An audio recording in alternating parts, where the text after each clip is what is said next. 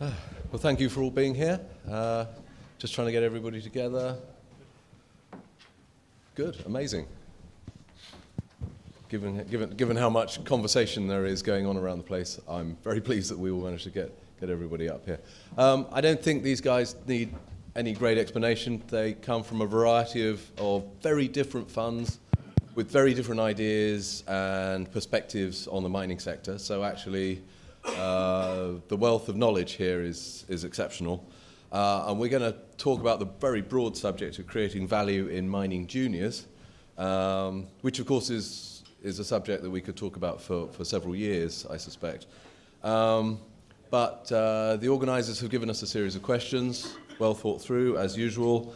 And so we're going to kick off, and I'm just going to sort of look at the guys to see who's got the most sort of pressing need to say something. Yeah, don't all speak at once. So, right, the big and broad question is, where do investors see value in small and mid-cap juniors? Again, another big subject. So if we start with Gilbert at the end. Thanks, John. For the value in the juniors, for us, for our fund, it goes down on the basis of the project, the commodity and the location. We've said this at a number of conferences. Today, if we're looking at a commodity, we can't ignore the direction of the global markets in respect to the uses of battery metals. But then within the battery metals, you've got to identify which are the ones that are going to go into production. And for a fund like ours, it's the projects that we can transact on. So our view is, at this time in the market, I think we look at the good battery metals in safe jurisdictions, and that the grade of the project is always going to be key for us. So we see a lot of projects out there in the market. A lot of them are low grade, a lot of them have sort of processing problems. So we just go for the ones that are de-risked to some extent and that we can transact on. Mark, how do you follow on from that? Yeah, no, look, I think there has been, I mean, just looking at this maybe from 30,000 feet, we've seen some optimism come back into the sector. Certainly a lot of the majors and mid-tiers have deleveraged.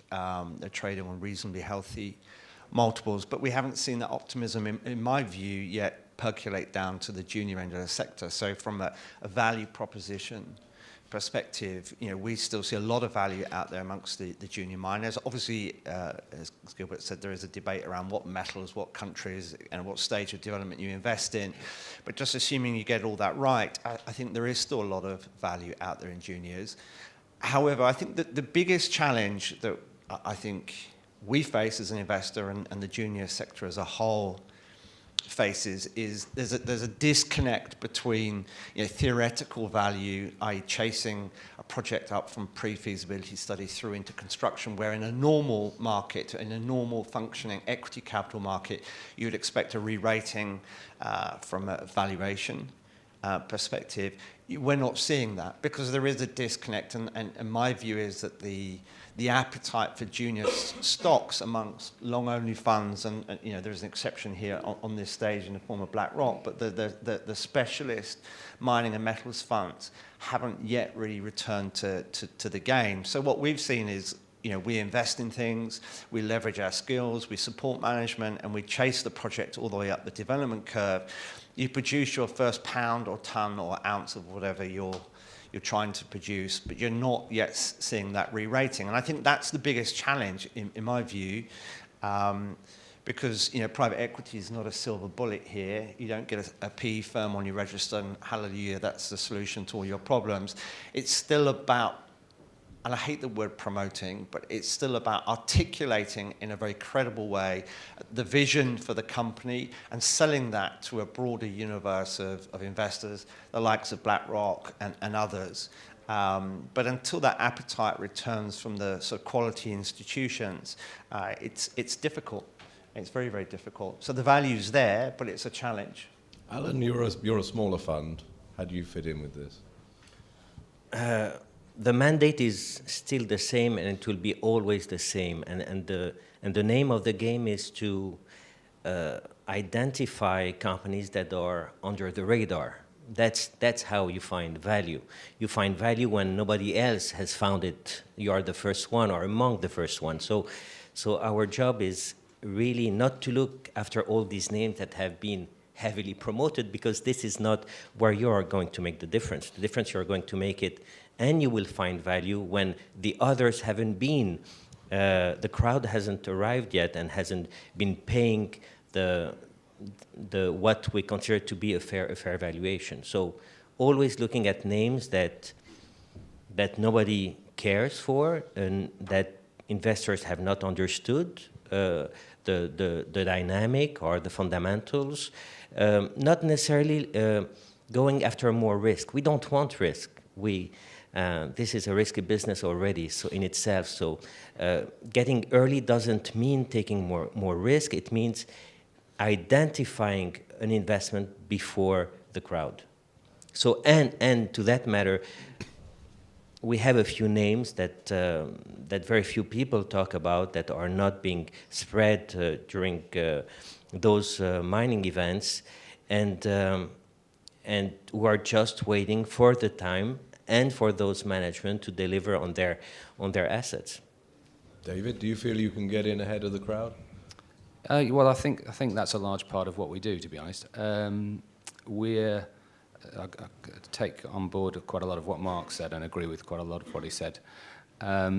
We're a long-only, long-term investor. We like to be the first or one of the first sort of significant institutional investors on the register. We do quite a lot of technical due diligence in-house, as you'd expect. And we like to sort of position ourselves to add value to companies, probably with someone on the board, make sure companies have the right sort of strategic direction and deliver on things. So we like to invest and be one of the first institutional investors on the register. There's a few examples of companies here actually who we're invested in. And then we don't want the private equity investment to be a turn off to other investors in a public market scenario. So actually we try quite hard to not to kill the equity story and to come up with a solution which, you know, puts us on the register as a supportive long-term holder, but also is attractive to other people to come alongside. Onto the sort of themes in the market. I mean, obviously the market's quite a bit better, but I think it is very patchy at the moment. Canada's much more difficult than Australia, for example, to raise money. Certain commodities are in favour, others not. We typically like to try to find things that perhaps are not so in favour. So we invested in a mineral sands company about 3 years ago, for example. And that's it. We have long-term capital, so we can afford to be somewhat contrarian. So it's down to Katie Barker to represent how BlackRock view their position amongst all this.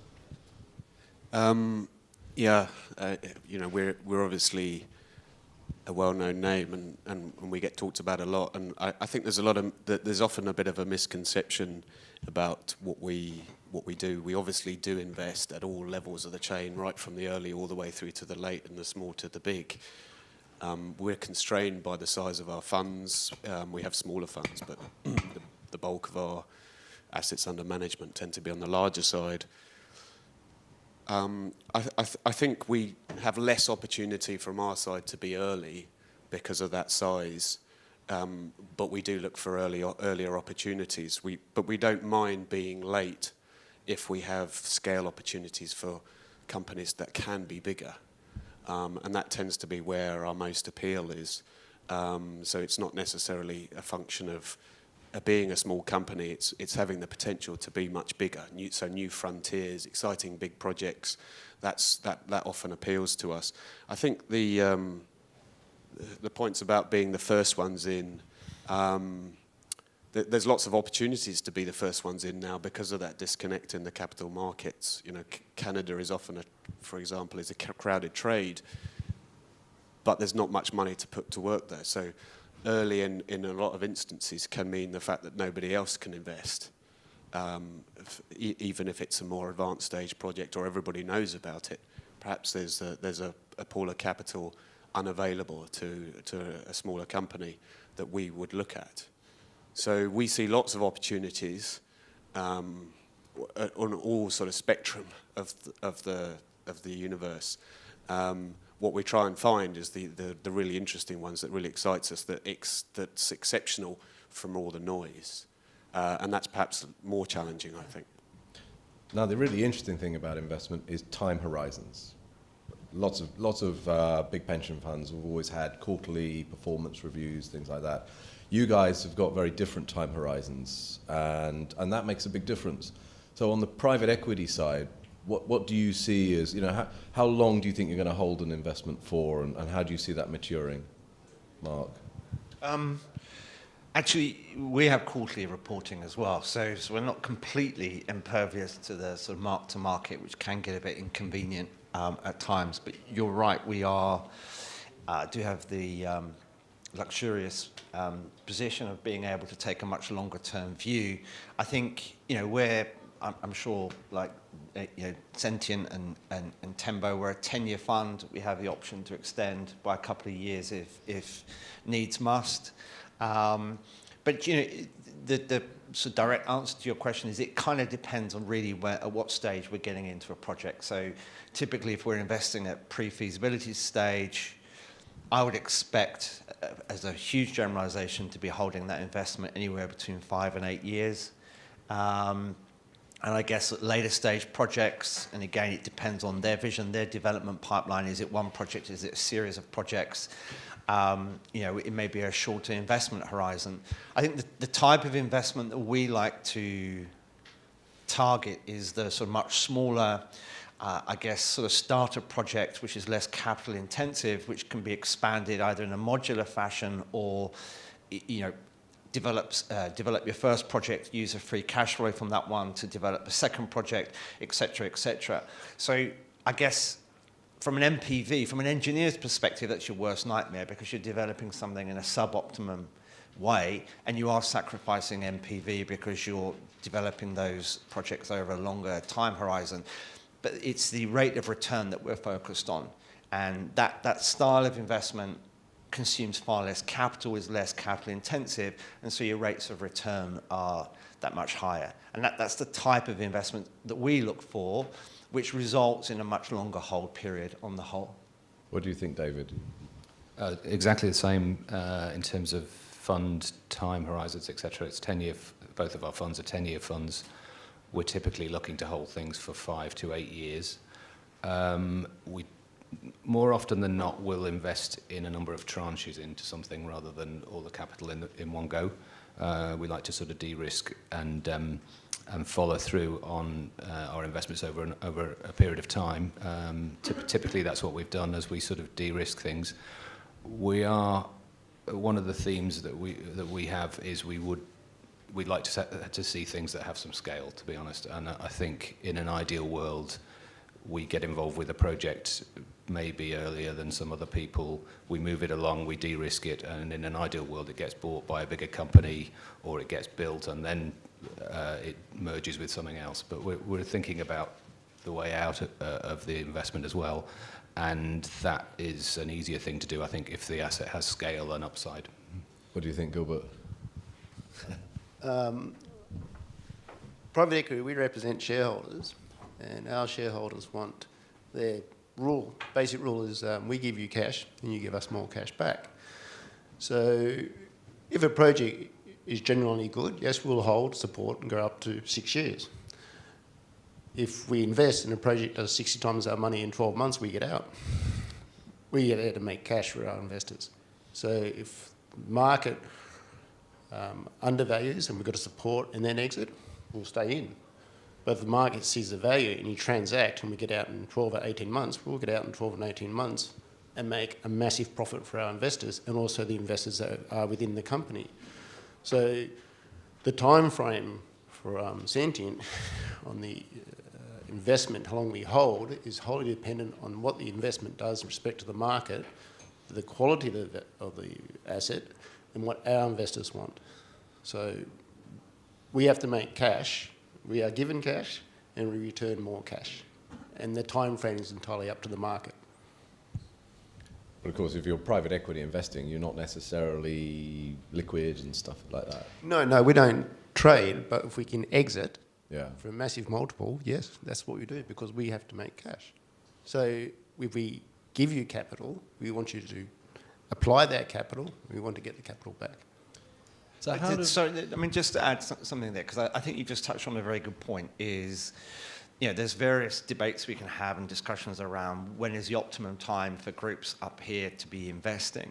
The one thing, you know, that is often overlooked is the exit risk. And that is a cyclical, it is a cyclical business. And I think right now, today, our strong sense is that we're at the beginning of an upturn in the cycle, not from a commodity price perspective, and that may be the case, but from an M&A perspective. You are beginning to see, after a 2 or 3 year sort of torrid 2 or 3 year period, where the majors, the large juniors, and some of the mid tiers have deleveraged now to the extent where they've cut their own capital budgets, they've cut their own projects, they haven't done an awful lot. Their own trading multiples are coming under a bit of pressure because the market's looking at them and saying, well, where's the growth? And you're beginning to see a lot of those companies now dip their toes, collective toes in the market, and think about M&A trades. And given where valuations are, comes back to the point I mentioned earlier about dysfunctional equity capital markets. Given where those valuations are, now is the time to be buying rather than building. So I think from that perspective, it is slightly outside of our control because it depends on the health of the balance sheets of the acquirers. But you're beginning to see some really promising signs there in the marketplace. You're making me think that there is competition from nation states to get into commodities, China, and there must surely be other nations that are going to say we don't want China to own all this stuff. What do you think that's going to heat up, Alan? Before I answer this question, let me get back a second to the timing and the investment horizon. As a long-only equity portfolio manager, you have a different time horizon because naturally your shareholders have a different approach to their investment. And usually, and this is human nature, they are very impatient. No matter what you tell them and how you describe your universe, it's they expect a quicker return than what a cycle is capable to deliver. And that's question number one. So to address this issue about timing, we always dedicate a pocket in the portfolio to what we call long-term sleeping investments. So there will always be a part of the portfolio invested in names that we, in theory, understand as needing more time to deliver value.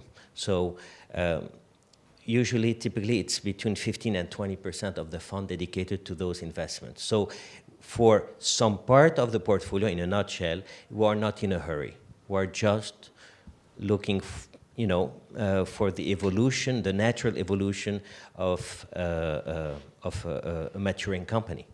As simple as that. Do BlackRock have that sort of strategy, or is it? Yes. We try, I think we're all investors. We're resource investors, so we're always going to say we've got a long-term horizon because we're not the marginal buyer. That's the generalist.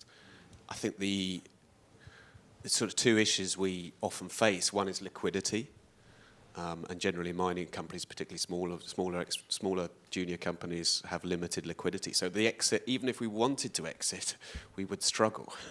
So we're kind of forced into a long-term horizon. I think the complacency is a bit of an issue that just because you've got a long-term horizon doesn't mean us or you can afford to be complacent with that. We all have to work very hard to ensure that we're all delivering results and trying to add equity value throughout that so that we can perform, so mining companies can perform, we can perform, and then when we go back to those short-term underlying clients of ours, we have a good answer for them when performance isn't as good as we hope. And I think that has to be a sort of industry-wide thing, that we have to be smarter in a society which is far more short-term focused and expects an instant answer on their app on their phone. If I can keep you talking, how do you see companies, how do companies stand out when they come in and talk to you or present their projects?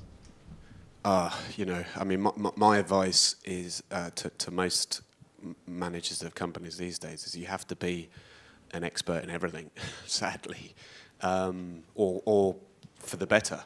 It's no longer being, a good explorationist, I think, is not just all the be-all and end of it all these days. You have to be able to run a good ship, you have to be able to promote your company well, you have to conform to all the high regulatory and ESG standards that we're all under immense scrutiny for. And you have to be an extremely good custodian of capital because it's in short supply. Or if it is in large supply, it's a cyclical business, so it ain't going to last forever. So I think the best answer to that is if you're John Smith and you're running a company called X Resources, cross out the X and put John Smith Resources down and see if you think differently about your company. I think if you run it like it's your own business, you've got a far better chance of success, and we've got a far better chance of rewarding you for that. So who's got any particular views? Yeah. John, I was reading an article. We won't talk politics really, but let me paraphrase more or less a speech that Rex Tillerson, the former Secretary of State, made recently, a few days ago. And I found this so that we could apply that same thought to the mining industry. He talked about ethics and integrity. And he also referred to a reality, an alternative reality, and that when we start believing in this alternative reality that is not based on facts, on ground facts, then we start having a big problem. And when I say that, I'm thinking about all these companies, mining companies that, and this is my crusade against those very generous packages to finance those companies. And when you hear executives running companies explaining to you that issuing units with full warrants attached to those units, that those warrants ultimately being exercised would allow the company to move further, is literally nonsense and definitely not in the interest of the shareholders. So starting to believe something that is not real could become a real issue for us anyway, and we would definitely not invest in those companies. Well, we are in a sector where people like to dream a little bit, but I guess that maybe applies to every investment. So how do you guys see companies standing out?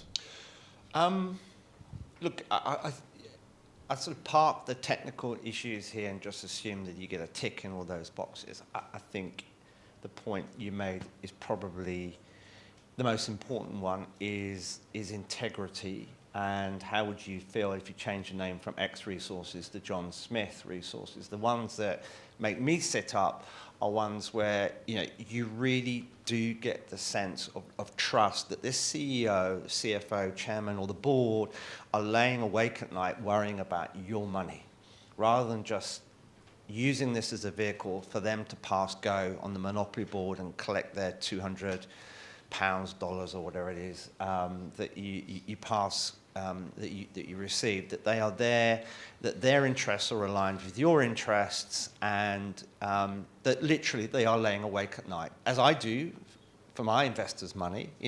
They give us cash, and we hope to give them more cash back. And I take that very personally. Well, I expect our CEOs to do exactly the same. And it is so, we pay lip service. We sit up here and we say this at every single conference. But I can tell you, it is actually the minority of CEOs who genuinely take it very personally and do lay awake at night worrying about your money. It is the minority. And where there isn't that misalignment, where this is just a platform for them to sort of shine and make some money, and actually you're a secondary consideration, you know, they're in the majority, in my view. Gilbert, what stands out for you with the mining company? Well, when companies come through, we probably look at, say 100 companies. 90 will be canned, and 10 will be we'll have meetings with. So to get to that last 10%, I think most PE funds have already gone through all your technical documents, your structure, your corporate. So we know who you are when you arrive. 9 times out of 10, they'll say we've got a world-class asset. The brokers like the term world-class. There's already a red line. There's very small.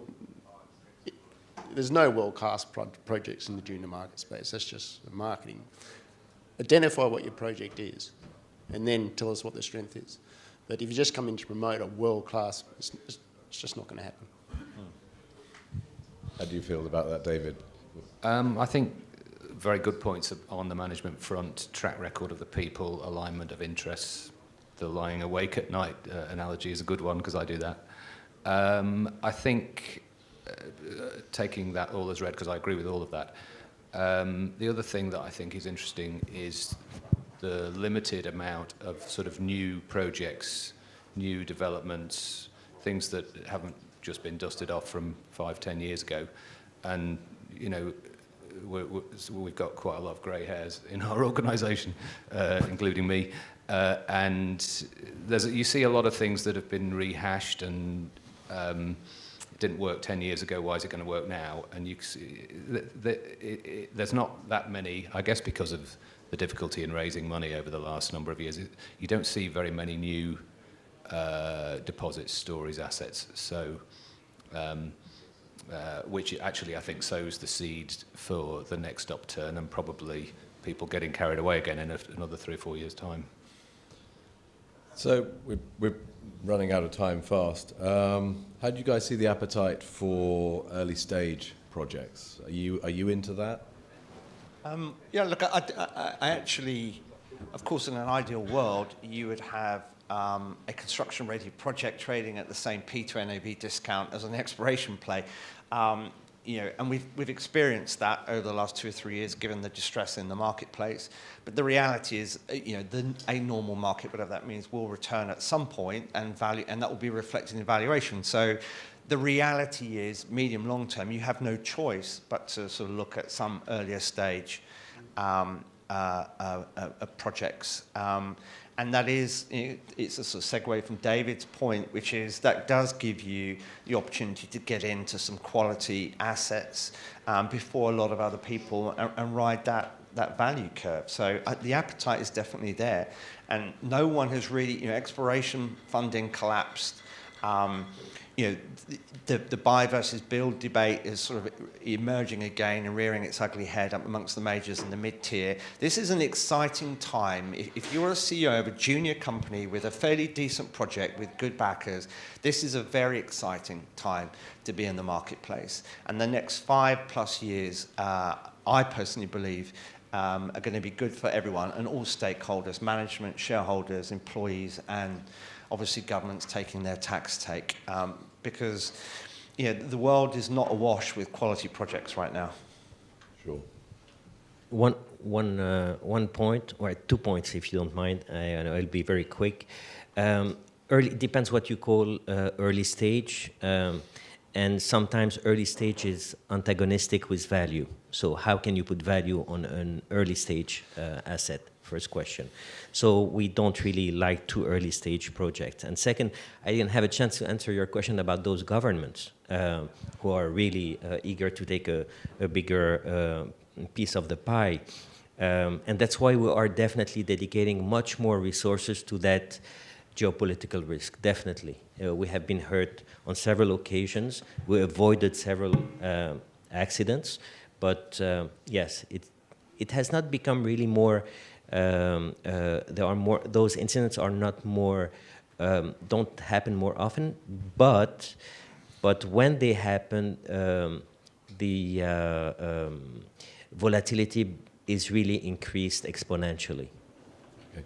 Well, look, in the interest of remaining on time, thank you very much, guys. If I can sum up, a great wealth of talent here on the podium. I don't think there is any normal environment in the mining sector. For all the years I've been in it, it's never felt normal. It is unbelievably exciting right now with China competing to buy assets, and I'm quite sure other nations are going to come in and do that. So personally, I love the early stage stuff. But it's great that there are investors that pick things up at different stages and pass them on and help them grow. And the way that the investment community is developed, I think, is fantastic. There's so many more investors with different agendas and different timescales, and actually so much more management expertise in the investment community. It's much better than it was, and I think it gives me a lot more hope than we had in past cycles. Thank you.